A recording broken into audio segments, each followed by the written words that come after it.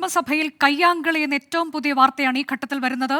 Mathew കുഴൽനാടനും watch and വാർഡും തമ്മിലുള്ള ഉന്തും തള്ളും. സ്പീക്കറുടെ ഡയസിലേക്ക് കയറാൻ മാത്യു കുഴൽനാടൻ ശ്രമിക്കുന്നു. ഡയസിലെ ദൃശ്യങ്ങൾ അതിനിടെ സഭാ TV ഒഴിവാക്കുകയും ചെയ്തിട്ടുണ്ട്. അത്തരത്തിലേക്കുള്ള ഏറ്റവും പുതിയ വിവരങ്ങൾ വരുമ്പോൾ വിശദാംശങ്ങളുമായി സലിം മാലിക് ഉണ്ട്. സലിം, നേരത്തെ തന്നെ വലിയ വാക്പോര് നമ്മൾ കണ്ടതാണ്. ഇപ്പോൾ അതൊരു കയ്യാങ്കളിയിലേക്ക് കടന്നിരിക്കുന്നുവെന്നാണോ?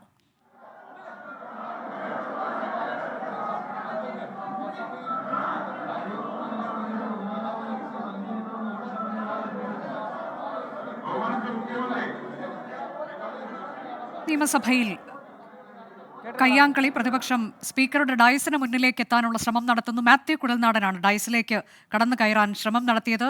തുടർന്ന് വാച്ച് ആൻഡ് വാർഡുമായി ഉന്തും തള്ളും ഉണ്ടാകുന്നു. അതിനിടെ ഈ രംഗങ്ങളെല്ലാം സഭാ TV നീക്കം ചെയ്തിട്ടുണ്ട് എന്ന വിവരമുണ്ട്. സലിം, പറയൂ.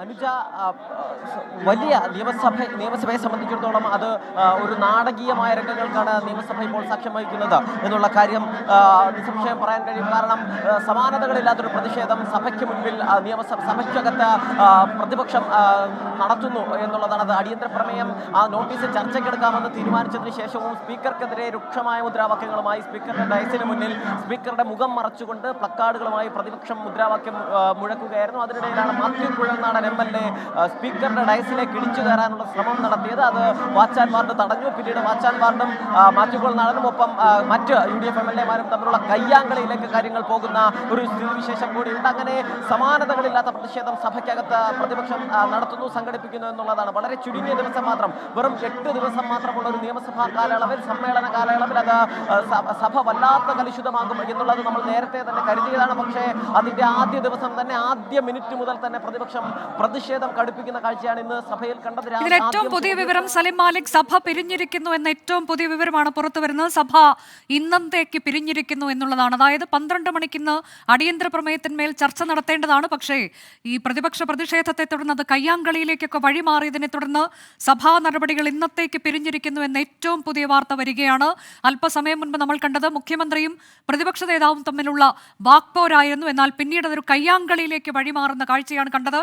സ്പീക്കറുടെ ഡയസിലേക്ക് പ്രതിപക്ഷം തള്ളിക്കയറുന്ന കാഴ്ച. മാത്യു കുഴൽനാടനും വാച്ച് ആൻഡ് വാർഡുമായി ചേർന്നുള്ള ഉന്തും തള്ളും. പിന്നെ അത്തരത്തിലേക്കൊരു കയ്യാങ്കളിയിലേക്ക് കാര്യങ്ങൾ കടക്കുന്നു. വാച്ച് ആൻഡ് വാർഡ് മാത്യു കുഴൽനാടനെ തടയുന്നു.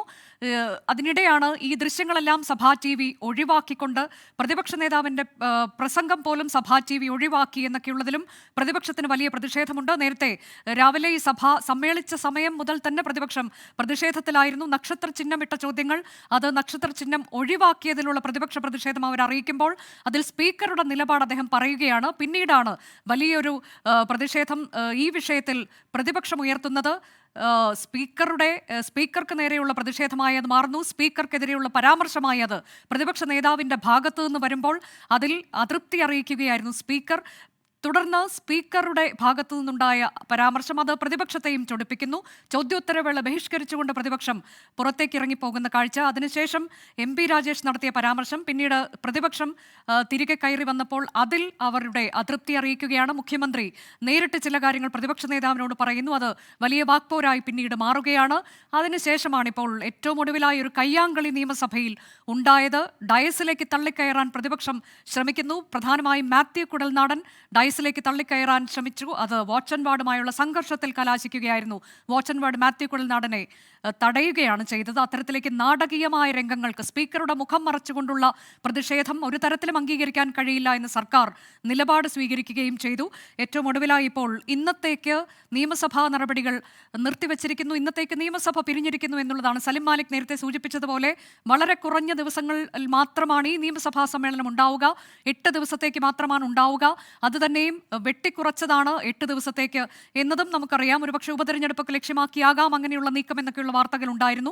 ഏറ്റവും ഒടുവിലായി ഇപ്പോൾ ആദ്യ ദിവസം തന്നെ വലിയ പ്രതിപക്ഷ പ്രതിഷേധത്തിന് നിയമസഭ സാക്ഷ്യം വഹിച്ചിരിക്കുന്നു. ഇപ്പോൾ ഇന്നത്തേക്ക് നിയമസഭ പിരിഞ്ഞിരിക്കുന്നു. അടിയന്തര പ്രമേയ ചർച്ചയ്ക്ക് അനുമതി നൽകി.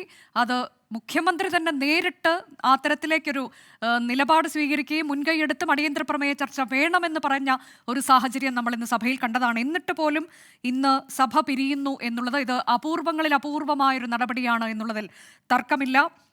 ഏതായാലും എന്താണിന്ന് സഭയിൽ സംഭവിച്ചിട്ടുള്ളത്? ഇത്തരത്തിലേക്ക് അസാധാരണമായൊരു സാഹചര്യത്തിലേക്ക് ആദ്യ ദിനം തന്നെ നിയമസഭാ നടപടിക്രമങ്ങൾ എത്താനുള്ള സാഹചര്യം എന്താണ്?